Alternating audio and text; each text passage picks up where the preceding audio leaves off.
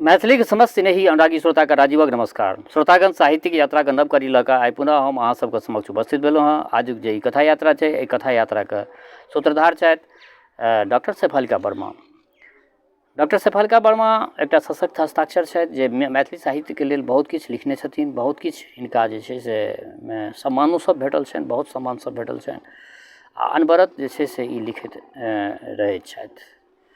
तऽ आइ हिनकर जे कथा राखि रहल छी, कथासँ पहिले एकटा बात कहऽ चाहै छी, जँ केओ गोटा नव छी, हमरा एहि चैनल पर पहले बेर देख रहल छी वा सुनि रहल छी तऽ चैनल सब्सक्राइब कऽ ली से आकांक्षा। तऽ आइ हिनकर जे हम रचना राखि रहल छी, कथा संग्रहके नाम छियै मोहपाश आ रचनाके नाम सेहो छियै मोहपाश। तऽ बेस लेल जाउ आजुक ई कथा मोहपाश। चारू दिस 5 मंजिला अपार्टमेंट छल। मंजिला रॉकेट या यानक बदला लोक जेना अपार्टमेंट बना बना आकाश छुबाक होर कऽ रहल अछि। सौंसे शहर देवालसँ घेरा गेल, मुदा रहऽवला केओ नहि। कतेक काल धरि काव्या आकाशके निहारैत रहली। पूर्वा हवा ओकरा केशके अगत्ती नेना जकाँ पागल प्रेमी जकाँ छुपि छुपिकऽ भागि रहल छल। काव्याके बड़ नीक लगैत छल आ ओ सेहो अपन मुँह हवा दिस कऽ दैत छली। टकटकी लगौने की देखैत रहैत छली, की सोचैत रहैत छली, हुनका स्वयं पता नहि। शनि दिन छल, सुदेश आ प्रिया सुतल छल या शनि रवि तऽ दुनू बेकतिके किछु देर धरि सुतबाक अवसर भेटैत छै। शनि दिन बच्चा सभक स्कूल बन्द रहैत छै, नहि तऽ 5 बजे भोरसँ पहिने एहि घरमे खटखट शुरू भऽ जाइत छै। सौरभ आँखि मुन्ने गीजर ऑन कऽ कऽ चलि जाइत छल तऽ श्रिया तैयार होयबाक लेल धड़फड़ाइत छली। 8 वर्षक रोमी कचमच करैत स्वयं तैयार भऽ जाइत छली। काव्या जनैत छली जे एहि घरमे सभक फ्लैटक भीतर इएह हलचल होइत हेतै। सभक बच्चा स्कूल जाइत छै, बाहरसँ निशब्द रहितो भीतरसँ मुखर, किन्तु लोक एखन धरि अपार्टमेंटमे रहबाक संस्कार नहि बुझि सकल। एकर काव्याके बड़ दुख होइत छलै। ऊपर तल्लाके फ्लैटसँ नीचावला पर कूड़ा करकट पानि तानि जखन तखन फेंक देल जाइत छलै। कहियो काल जी कचमचा जाइत छल, किन्तु शिकायत कतेक कयल जाय, ककरासँ कयल जाय। सभक फ्लैटक दरवाजा बन्द रहैत छल, किन्तु प्रत्येक घरमे सँ जे नाना प्रकारक व्यञ्जनक सुगन्ध निकलैत रहैत छल ओ निशब्द रहितो मुखर रहैत छल। समस्त वातावरणके सुगन्धिक अपूर्व संसार बना दैत छल। सुगन्धि खाली फूलेटामे नहि होइत छै, तरकारी तीमनमे सेहो होइत छै, पूरी पकवानोमे होइत छै, चूड़ा भुजबाक, रोटी पकेबाक सुगन्धि होइत छै। ओहिना अतीतक सेहो एकटा सुगन्ध होइत छै जे कहियो तऽ मोनमे कचकैत अछि तऽ कहियो खाली डेगची सन ढनढन, किन्तु ओहि दर्दमे सेहो आनन्द भेटैत छै। काव्याक ठोर पर हँसीक फुलझड़ी नहि, वेदनाक चिन्हगी दहकऽ लगलै। सुचेत, हाँ इएह नाम छलै ओकर, सुचेत। कतेक पागल छल काव्याके पाछू। की काव्या सेहो अपना आपसँ जेना ओ पूछि रहल छली। मोन पड़ि आयल दीदीके बियाहक उजासमे भावुकमना काव्या कतहु कोनो कोनमे चुपचाप बैसल रहैत छली। अहिना एक साँझ गीतक एक कड़ी सुचेतक कानमे खसलै। पृथ्वी आकर चाहे देखो ने बेंधे आमाय। सुचेत चौंक गेल। ई दर्द भरल स्वर कतऽसँ आबि रहल अछि? आ ओ चौंकी उठल जखन देखलक काव्या एकटा अन्हार कोनमे बैसल अपन ओढ़नी दुनू तरहत्थीमे राखि मुड़ी निहुरोने ई गीत गाबि रहल छली। नेनपनसँ बंगाली सभक बीच रहैत रहैत काव्या बंगला नीक जकाँ जनैत छथि से सुचेतके बुझल छलै आ सेहो एहि विवाहमे नोत पुरबाक लेल आयल छल आ काव्याके बाल संगी सेहो छल। प्राकृतिक कोरमे भीसैत एकटा अलौकिक प्रसून लगैत छली। काव्या सुचेतक मोन एकटा अनचिन्हार पीड़ासँ भरि गेल छलै। पृथ्वी आकार चाय जेना असमय पतझड़ आबि गेल हो, स्निग्ध इजोरिया बिहारिमे बदलि गेल हो। काव्याके मोनमे एतेक निराशा किएक?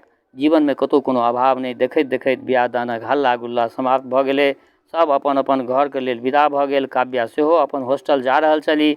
सुचेत स्टेशन अरियातक गेल छल। ट्रेन एकटा नमहर साँस लेलक आ विजेता जकाँ सुचेतक मोनक चैनके उड़ा कऽ लऽ गेल। भावनाके अन्हर थमि गेलै। सब शान्त, किन्तु सुचेत अशान्त। हम काव्यासँ अवश्य गप करब। एहि भीड़ भाड़मे हमरा गप करबाक अवसर नहि भेटल। काव्याके आँखिमे तऽ सेहो इएह विवश भाव छलै। सुचेतके इएह बुझा पड़ैत छलै।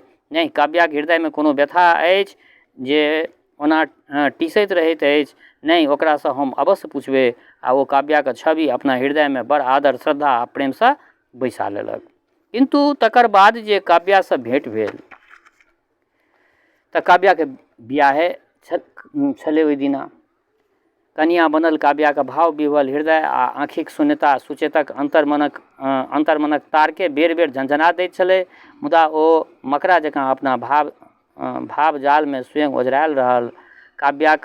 काव्या सासुर जा रहल छली। एक बेर हॉस्टल लेल विदा करबामे सुचेत स्टेशन आयल छल। दोसर बेर ओकरा सासुर विदा करबाक लेल गाड़ी पर बैसल काव्या हिचिक हिचिक कहि रहल छली। एकटा गुलाबक फूल खिड़की दिससँ सुचेत काव्याके हाथमे थमा देलक।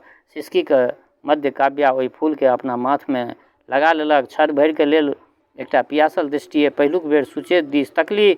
मुदा ताबत बड़ अबेर भऽ गेल छलै। गाड़ी खुजि गेलै, किन्तु ओहि एक क्षणमे सुचेत सब किछु लुटा बहुत किछु पाबियो गेल। लबेरियाके चक्कर कहि सकै छियै। किछुए दिन ओ काव्यासँ भेँट करबाक लेल विदा भऽ गेल। भरि रास्ता काव्याके घोघ तर किछुए दिनक बाद ओ काव्यासँ भेँट करबाक लेल विदा भऽ गेल। देखियौ, इएह सब छै परेशानीके समस्या। ककरो घर जे उजरै छै से इएह सब छै। किछुए दिन बाद ओ काव्यासँ भेँट करबाक लेल विदा भऽ गेल। भरि रास्ता काव्याके घोघ तरसँ विवश चेहरा आ नथिया तरसँ नोरे झिलमिलाइत विद्ध हिरनी जकाँ कातर आँखि सुचेतके आहत करैत रहल।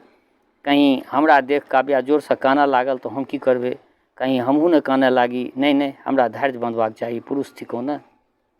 काव्याके सासुरवला गाम घर छोड़ि कतेक पीढ़ीसँ शहरेमे बसल छलाह, शहरुआ ठाठ बाट नेने। जखन सुचेत ओहिठाम पहुँचल तऽ काव्या हँसैत हँसैत भेटली। खूब नीक जकाँ गहना कपड़ामे सजल धजल, अपन देवर ननैद साउस ससुरक गुण गबैत। सुचेत पुछलक, उदय बाबूके नहि देखै छियनि? असलमे हमरा सबके आइ सिनेमा जेबाक अछि। समय पर ओहिठाम पहुँच जेबाक लेल कहने छथि। ओ ऑफिसेसँ ओहिठाम एता। माँ बाबूजी 2-3 दिन लेल गाम गेल छथि। फेर कि सोचैत काव्या बजली, अहूँ चलू ने सिनेमा, नीक लागत। नहीं, हमरा छोड़ि दिअ, थाकल सन लगैत छी। काव्या सेहो कोनो विशेष आग्रह नहि केलक। नौकरसँ सुचेतक ध्यान रखबाक लेल कहि सब कियो चलि गेल। सुचेतके लगैत छलै जे ओ मूर्छित भऽ जायत। की मनसूबा बना कऽ गेल, आब तऽ की भऽ गेलै, मूर्छित भऽ जायत। ओ काव्या कतऽ चलि गेली? 2 मिनट ओकरा लग नहि बैस सकली। कतऽ रहै छी, कोना रहै छी, किछु नहि पुछलनि काव्या। कोनो हालचाल नहि लेलनि। किन्तु ओ नहि जनैत छल जे प्रायः प्रत्येक लड़कीमे एकटा तेसर सेंस होइत छै, जाहिमे सामनेवलाके हृदयके सब बात बुझि जाइत अछि। मुदा निराकरणक नहि पाबि ओ कहियो आगू नहि बढ़ैत अछि। दोसर दिन सुचेत घुरबा लेल चाहैत छल, किन्तु उदय बाबू रोकि देलथिन। एक दिन तऽ रुकि जाउ काव्याके नैहरसँ आयल छी, ओकरो तऽ नीक लगतै। ओहि राति बाड़ीमे सुचेत आ काव्या बैसल छली। चारू कात कुहेस मिश्रित इजोरिया पसरल छलै, जाहिमे 2टा जौआक गाछ एक दोसरसँ लटपटायल प्रतीत होइत छल। अचक्के एकटा नमहर साँसक घोंट पीबैत काव्या बजली, कतेक दिन बाद एतेक निचेन भऽ बैसल छी सुचेत? जिंदगी बीतल जा रहल अछि। कहुना कखनो काल लगैत अछि जेना कतहु किछु नहि अछि जकरा धऽ कऽ हमर मोन चैन पाबि सकै। खाली साँसेटा लेनाइ तऽ जिंदगी नहि थिकै ने सुचेत? तखन सुचेतके लगलै जे सागरक शांत लहरिके देख कऽ ई नहि बुझबाक चाही जे ओकरा हृदयमे हलचल नहि होइ छै। ओ चुपचाप देख रहल छल, गुलाबक ठाढ़ि सन निमित्त रूपरेखा कुहेसमे हेरायल नहायल। घड़ीके काँटा जकाँ ठक ठक करैत जीवन बीतल जा रहल अछि। न ककरोसँ किछु कहि सकैत छी आ न ककरो किछु बाजि सकैत छी। न ककरोसँ किछु कहि सकैत छी आ न ककरो किछु बाजि सकैत छी। सुचेतक मोन होइत छल जे काव्याके पैर लग बैस अपन नोरसँ ओकर पैरक प्रक्षालित करैत रही। काव्या, अहाँ सब किछु जनैत छी, सब किछु बुझैत छी, अहाँ अपना मोनक बात कहू। काव्या, चुप नहि रहू, अहाँ कहि दियौ मोनक बात जे अहाँके मोनमे अछि। एहि घरक आगूमे एकटा बड़का गाछ छलै। श्रोतागण, लबेरियावला कहानी सब जे होइ छै ने, धियापुतावला लबेरियावला, ई कहानी सब जे छै से पटल परमे हम एहि दुआरे रखै छियै जे एहि कमसँ कम नवो उम्रके सुननिहार श्रोता सब छथि तऽ हुनका सबके किछु आँखि खुलतनि। एहि घरक आगूमे एकटा बड़का गाछ छल। जखन हम एहिठाम आयल छलहुँ तऽ हमरा ओ असगर गाछ बड्ड नीक लगैत छल। इजोरियामे गाछक कारी कारी चाहरि नीक लगैत छल। किन्तु एक दिन ओ एहि गाछके कटवा देलथिन। सौंसे मैदान सुन भऽ गेल। सुन भेल सगर नगर वृन्दावन सन स्थिति हमर मोनक स्थिति भऽ गेल। ओहि दिन हमरासँ खायल नहि गेल छल। ई जखन कारण बुझला तऽ बड़ हँसल छलाह, हमर मजाको उड़ेलनि। नहि जानि कोन सम्बन्ध भऽ गेल अछि एहि मैदानक रिक्ततामे। हमर हृदय हृदयक शून्यतामे आ एहि मैदानक रिक्ततामे कोन सम्बन्ध भऽ गेल छै से नहि हम जनै छी। काव्या, हम अहाँके जीवनमे कतहु कोनो अभाव नहि देखै छी। सुख सौभाग्यक लहर अहाँके चारू कातसँ घेरने अछि, तखन ई व्याकुलता अहाँके मोनमे किएक अछि? सुचेतक स्वर भावावेशसँ काँपि रहल छलै। सुचेत, जीवनक प्रथम बसंतमे एकटा सपना देखने छलहुँ, बस सपना सपने रहि गेल। सबटा सेहनता मोनके मोनेमे रहि गेल आ एहि जीवनके नहि बुझलहुँ ई जीवन ककरा लेल। हम अहाँके सपना सुनि सकैत छी? हाँ सुचेत, जे सपना देखने छलहुँ तकर एखन धरि उदासी एखन तक मोनके घेरने अछि। सुदूर अतीतमे केओ मित्र भेटय, आब ओकर स्मृति मात्र बाँचल रहि गेल। ओ जँ एकाएक सपनामे आबि जाय तऽ लगैत अछि जेना अतीत बाँहि पसारि कऽ हमरा गला लगेबाक लेल आबि रहल हुए। वएह घर, वएह अङ्गनामे ठाढ़ भऽ ओ गुड्डी उड़ा रहल छल। बीचमे हमरा हाथमे लटाइ दैत बाजल, कने पकड़ने रहू काव्या, हम तुरन्त पानि पीब कऽ आबि रहल छी। हमरा हाथमे लटाइ थमा ओ दौड़ कऽ चलि गेल। हम बजबा लेल चाहलहुँ, रुकू रुकू रुकू, हमरा गुड्डी उड़ाबऽ नहि अबैत अछि, मुदा हमर ठोरसँ स्वर नहि बाहर ताबत कुम्हर दनसँ दोसर गुड्डी आबि हमरा गुड्डीके काटि देलक। एकटा हल्ला उठल, भक्काट। तखन हमरा चेतना आयल। लटाइके संग खाली ताग अधरमे डोलि रहल छल। हमरे जकाँ हम सरिपौं काँपि गेलहुँ, जेना ओकर संग हमर सम्बन्धो केओ काटि देलक। ताबत ओ आबि गेल। जा एतबो लुरि नहि अहाँके अछि, कोना अपना गुड्डीके बचा सकी? हमर कोर फाटि गेल छल। ओकरा बात पर नहि, अपन ऐठायल भविष्यके सोचि कोनो गुड्डी अहिना आबि हमरा सबके अलग कऽ देत।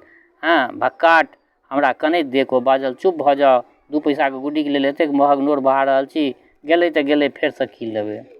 हम नहि बाजि सकलहुँ। एहि गुड्डीके कतेक महत्व हमरा जीवनमे छल हम नहि बुझि सकब। सुचेत, हम आइयो नहि बाजि सकब आ सत्य ओ नहि बुझलक। सुचेत, हिमशिला सन मौन स्तब्ध, वएह कटल गुड्डी सन स्थितिमे मौन, मूक, अधवाक, तनसँ भरल, असहाय। किन्तु काव्याक मोनमे चैन आबि गेल। ओ सुचेतक मुख प्रेम, ओकर समर्पणके प्रत्येक पल अनुभूत करैत छली। ओ बुझैत छली, ओ काव्या बुझैत छलै जे सुचेत ओकरा लेल जे छै से एखनो ओतबे प्रेम करैत छै। अनुभूति करैत छली। अपन मोह पाशसँ हटेबा लेल काव्या कतेक नीकसँ व्यथा कथा बनाए सुचेतके अपनासँ अलग करबाक प्रयास केने छली। शायद सफलो भऽ गेली, किन्तु ओ सुचेतक मूक मोह पाशसँ स्वयंके अलग कऽ सकल छली। काव्याक माथ पर बरखाके बूंद टप टप खसऽ लगलै। अतीतक सुगंधि तिरोहित भऽ गेलै। आकाश तऽ साफ छल, पानि कतऽसँ, सौंसे केश राशि तीत भीज गेल। ऊपर दृष्टि उठौलक तऽ ऊपरका फ्लैटसँ चौधरी जीके पत्नी बिन गाड़ले कपड़ा बालकनीमे पसारि रहल छली। बड़का बड़का बूंद काव्याके माथ पर। काव्या एहि अपार्टमेंट कल्चरके बर्दाश्त नहि कऽ पाबि रहल छली। जिंदगियोसँ कठोर छलै एहि अपार्टमेंटके कल्चर। तऽ बेस श्रोतागण, आइ हिनकर ई कथा मोहपाश अहाँ सबके समक्ष रखलहुँ हँ। बाल प्रेम परमे आधारित, बचपनके प्रेम परमे आधारित ई कथा छलै, प्रेम कथा कहि सकै छियै। केहन लागल ई कथा अपना प्रतिक्रियासँ जरूर अवगत करायब। संपूर्ण कथा सुनलाक पश्चात अपन प्रतिक्रियासँ जरूर अवगत करायब। दोसर बात, हमर श्रोता चाहे गाँवमे रहै छी वा परदेशमे, देशमे रहै छी वा विदेशमे, जतऽ कतौ रहै छी, स्वस्थ रहू, निरोग रहू, अपना आचरणके पवित्र बनेने राखू। माता जनक नंदिनी जगदम्बा माँ वैदेही कृपा सदिखन अहाँ सब पर बरसैत रहै। शुभकामनाक संग जय मिथिला, जय मैथिली।